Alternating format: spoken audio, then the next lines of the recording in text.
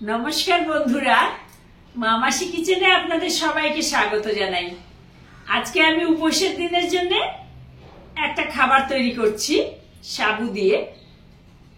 আমরা ছোটবেলায় এই খাবারটা খুব খেতাম। মিষ্টি যারা পছন্দ করেন না তাদের তো খুব ভালো লাগবে। চলুন দেখে নিই আমি এটা কিভাবে বানাই। আমি সাবুটা ভিজিয়ে রেখেছিলাম, দেখুন এরকম ভিজে গেছে পুরো, এই যে একদম সুন্দর হয়ে ভিজে গেছে। আমি একজনের একবারের মতো করেছি অল্প দিয়ে। এবার আমি এটার মধ্যে তৈরি করে নেব। আমি লেবু পাতা নিয়েছি, লেবু পাতার এই যে শিরগুলো আছে এগুলোকে আমি একটু ছিঁড়ে নেব।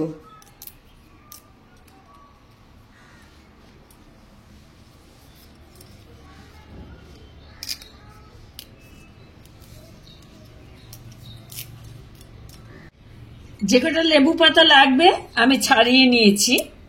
আর এখানে এই যে কাঁচা লঙ্কা, এই কাঁচা লঙ্কাটা আমি কুচিয়ে নিচ্ছি। আর এটা আপনারা চাইলে হাত দিয়েও চটকে নিতে পারেন। আর যে যেরকম একটু ঝালটা পছন্দ করবেন সেই অনুযায়ী লঙ্কাটা দেবেন। লঙ্কাটা খুব বেশি লাগে না, অল্প করেই লঙ্কা দিলে এটা টেস্ট হয়ে যাবে একটা। ব্যাস, আমি এই অর্ধেকটা লঙ্কা নিলাম, একটা লঙ্কা, এই অর্ধেকটা লঙ্কা নিলাম। তাতে আমি একটু সন্দব লবণ নিচ্ছি। উপোসের দিনে খেলে সন্দব লবণ দিয়ে খায়, তাই একটু সন্দব লবণ নিচ্ছি। নুনের সঙ্গে লঙ্কাটা ভালো করে চটকে নিলাম। কলাগুলো ছোট ছোট, সেজন্য আমি দুটো কলা দিচ্ছি একজনের জন্যই।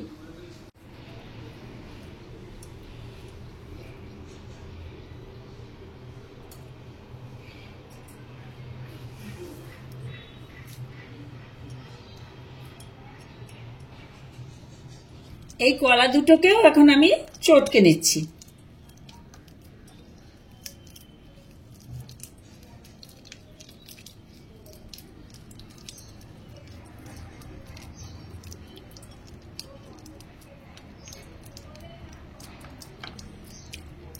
দই, দুধ এসব দিয়ে তো সাবু সবসময় আমরা মাখি, সন্দেশ, কলা, নারকেল এগুলো দিয়ে তো মাখি। এভাবে একবার মেখে দেখবেন কেমন লাগে।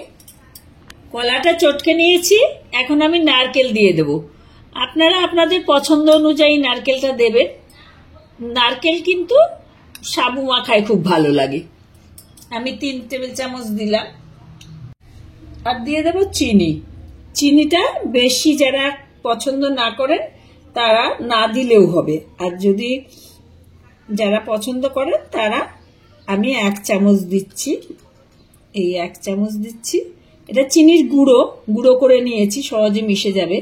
এই 2 চামচ দিলাম, এর বেশি দিলে ভালো লাগবে না। এটা চিনি ছাড়াও কিন্তু ভালো লাগে।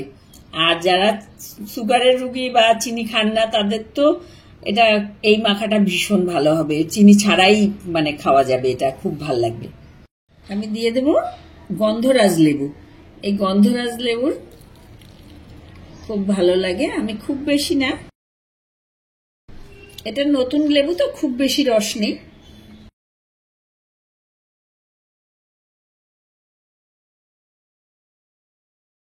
আর নিয়ে নেব গন্ধরাজ লেবুর পাতা।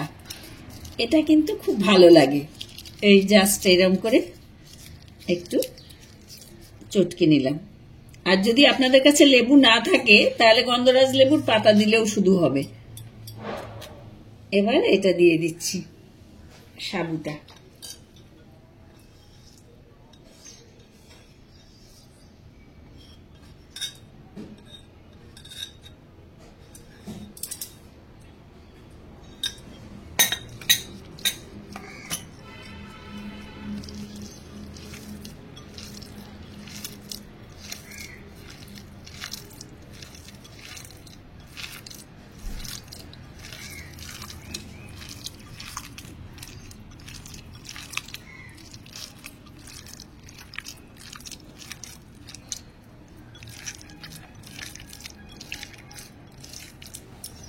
এবার দিয়ে দেবো খানিকটা জল।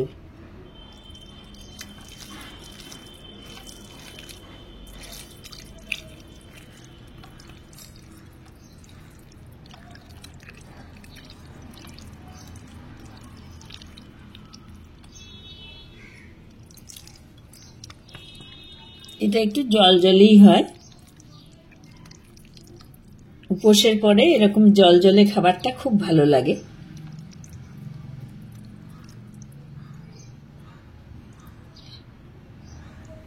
ওপর থেকে একটু গন্ধরাজ লেবুর রস ছড়িয়ে দিলাম, ব্যাস হয়ে গেছে। আমি এখন পরিবেশন করে দিচ্ছি।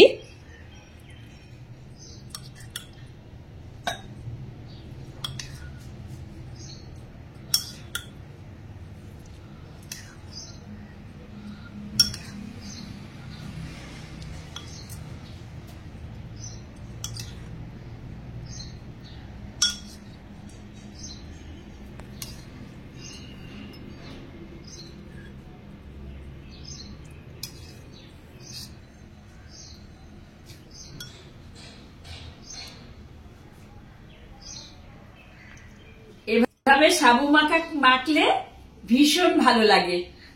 সাধারণত আমরা দই, দুধ, কলা, সন্দেশ, নানান রকম ফল টল দিয়ে মাখি, কিন্তু সেটা কিন্তু খেয়ে একটা উপোসের দিনে শরীরের মধ্যে কেমন একটা গাটা গুলিয়ে ওঠে। কিন্তু এই সাবু মাখাটা মাখলে একটা খেয়ে মনের মধ্যে প্রশান্তি আসে। এটা আরো জল দিয়েও মাখা যায়, উপোসের দিনে শরীরটা টানা থাকে তো এইটা খেলে ভীষণ একটা তৃপ্তির ভাব আসে। আপনারা কেউ এভাবে সাবু মাখেন কিনা আমাকে অবশ্যই কমেন্ট করে জানাবেন। ভালো থাকবেন, সুস্থ থাকবেন, নমস্কার।